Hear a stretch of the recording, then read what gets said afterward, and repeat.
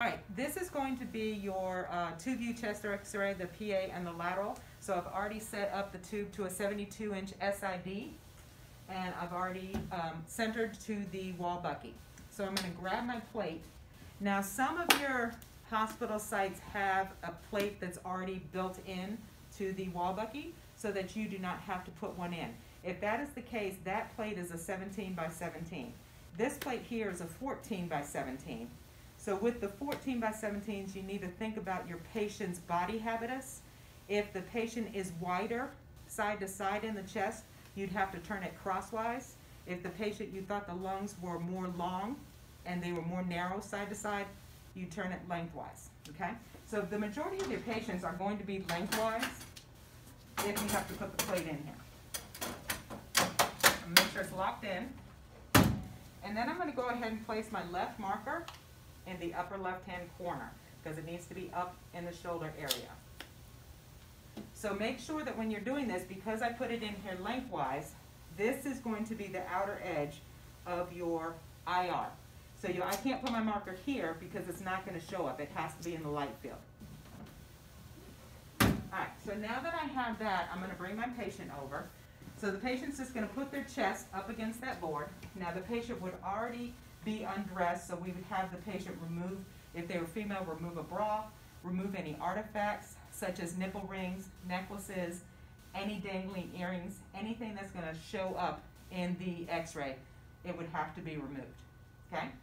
So the next thing I'm going to do is go ahead and find the central ray location. This is going to be at the level of T7 and mid-sagittal plane. I'm going to use the vertebral prominence, which is the spinous process coming off of C7, and that's going to be my guide to find the T7. So I'm just going to put my finger here, and if you drop down your hand, they say that that's about 7 or 8 inches below C7, which is going to be at the level of T7. All right, so you can do that. And then I would center. I'm just going to move up vertically here. And then, of course, because I did that, I have to turn around and match up my wall bucky. Okay? So I can just bring this out, and there's a laser light. I'm going to raise this up. And I'm going to recenter to the center of my plate. Okay, now that's one way of finding your T7. The second way is to find the patient's inferior angle of their scapula, and I just have the patient bring their arm back to help poke out that inferior angle. So I'm looking at that bottom corner of the scapula, and then that is at the level of T7. So then right across from there, you see that? The center ray is still the same place, okay, because it should be. Okay, so when I talk about everything needs to equal 7, this would be a 3 plus 4, 7. This right here, 5 plus 2, but I'm still getting 7, okay? The final way is to have about 2 inches of light, 1.5 to 2 inches of light, above the patient's shoulders and work the way down. So that could be your 6 plus 1. Now just be mindful that if you do it that way, if you have a patient who you need to do crosswise instead of lengthwise, their shoulders are going to be really thick and bulky, so you may not have that light above their shoulders, so just be aware of that. Okay? So now that I have my central ray location head to toe, I'm going to make sure that I'm centered to mid-sagittal plane, which I am.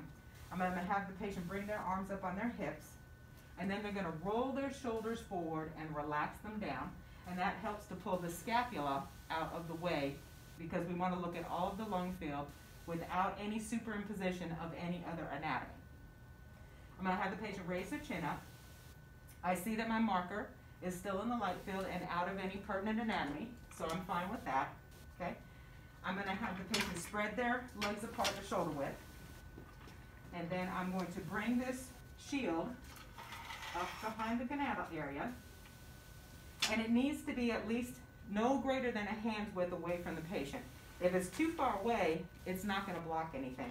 So you need to be at least a hand's width, no further than that. Okay? Then I would finally bring, take a step forward, go all the way in there. There you go. I would finally tell my patient the breathing instructions, which is going to be, I'm going to have you take in a breath, and then blow that breath out, and then take in another breath and hold it, and then I would make my exposure.